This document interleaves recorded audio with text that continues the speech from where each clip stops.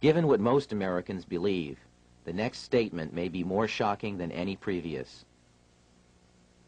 The fact is, the United States is not a country, but a corporation contractually created by the Constitution. Your state is a country, per the law, and your original citizenship is of that country. Our founders instituted themselves to be first and foremost citizens of their respective states. As of 1787, those states already had formed a union, and they created the Constitution for the purpose of perfecting that union in forming a national government. They did not intend that the new nation have any jurisdiction or powers over the states or their citizens that were not specifically enumerated in the Constitution. They stated this point quite clearly in Article 1, Section 8, Clause 17 of the Constitution. They granted the United States exclusive legislation in all cases whatsoever over such district not exceeding 10 miles square as may become the seat of the government of the United States, our District of Columbia, and to exercise authority over all places purchased by the consent of the states. And that is all. The framers further secured the rights of the people with the 9th and 10th Amendments in the Bill of Rights. In the 9th, they established that the enumeration in the Constitution of certain rights shall not be construed to deny or disparage others retained by the people. And in the 10th, they made clear that the powers not delegated to the United States by the Constitution, nor prohibited by it to the states, are reserved to the states respectively, or to the people. The only way the federal government can have any jurisdiction beyond these constitutional clauses is by written permission or contract. Which leads us to another piece of the puzzle, the 14th Amendment to the Constitution, ratified in 1868 following the Civil War. As barbaric as it may sound today, the black slaves, prior to the conclusion of the Civil War, were legally considered to be property, with none of the rights or privileges of free-born people, only duties. The money interests took advantage of America's desire to free the slaves and found a way to use the swiftly adopted post-war constitutional amendments to enslave all of the people. The deceit is in the wording of both the 13th and 14th Amendments. You will note that the 13th Amendment provides that neither slavery nor involuntary servitude shall exist within the United States. But why the emphasis on involuntary servitude? Isn't it the same thing as slavery? Sure it is. But they had to mention the concept of involuntary servitude because they wished to retain another type of slavery, voluntary servitude. Voluntary servitude is an ancient and established concept. It was the way serfs became subjects to their lords during feudal times in England and other European countries.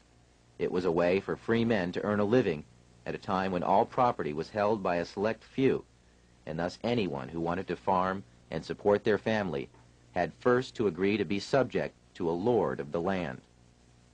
Our forefathers hated this concept and designed our Constitution to exclude titles of nobility, making all Americans sovereign. The 14th Amendment turned the intention of the founders on its ear by making voluntary servitude a requirement for former slaves to gain the rights already guaranteed to free-born United States citizens. When the slaves were released from their involuntary servitude following the war, their status was changed from that of being property to that of being a person. But being a person still entitled them to none of the rights associated with citizenship. So the 14th Amendment ostensibly was written to provide the former slaves with the same constitutional rights of free-born American citizens, but only if they agreed first to become subject to the jurisdiction of the corporate United States. Making oneself paramountly, that is, first subject to the jurisdiction of the laws of the United States, however, limits access to parts of the Bill of Rights, as we'll explain in a moment. But first remember, anyone who voluntarily subjects himself to the laws or jurisdiction of another is, in every way, obligated to abide by the terms of any contracts or laws established by whomever establishes the rules of the contract. In simple terms, This meant that the former slaves became subjects first to the United States, and secondly to the state in which they lived. They had no sovereignty whatsoever. This status had never existed in the United States prior to that time. The 14th Amendment created a new class of citizenship in the United States, a second-class citizenship. Up until 1868, every American was a paramount citizen of their state, and by virtue of that, also a citizen of the United States, with full individual sovereignty as guaranteed by Amendments 9 and 10 in the Bill of Rights. But so-called naturalized citizens, or 14th Amendment citizens, are paramountly subject to all laws of the United States, and, having no status as freeborn citizens, have no access at all to the unenumerated rights retained for the people by Articles 9 and 10 of the Bill of Rights. That's because, in order to get any rights at all, they had to subject themselves to the jurisdiction of the corporate United States, which left them no unenumerated rights. The only rights they had were those specifically written into the Constitution. The sad tragedy of America today is that all U.S. citizens, regardless of race, are now 14th Amendment slaves due to contracts with the government of the United States through Social Security, birth certificates, driving licenses, citizenship statements, tax forms, and many other documents. The true paramount citizenship that all Americans deserve is that of their respective state, which is a sovereign citizenship. Such status would exempt them from federal and state income taxes, as well as property and inheritance taxes. This sovereign citizenship was the status held by our forefathers. Now, if you're still thinking that the U.S. government needs to have a central bank and collect income tax or it will collapse, think again. Over 2/3 of the federal government's income is derived from sources other than income tax. There is even evidence suggesting that none of your income tax is used by the government. Fees, excise taxes, tariffs, sales taxes, and other forms of income have easily supported the U.S. budget in the past and could easily support it now. We have done without a national bank for large stretches of our history, and the U.S. Treasury is perfectly capable of printing and managing a money supply. In fact, the only constitutionally sanctioned currency is backed by gold or other precious metals. This is a far more stable form of currency and is the type of money the Treasury was designed to handle. The government was doing so well collecting money under these original laws that it had amassed a huge surplus by the time this cartoon was penned 100 years later in 1887, when there still was no income tax collected at all. Up to this point, we have shown you how the money interests have 1. Established the Federal Reserve System, and 2.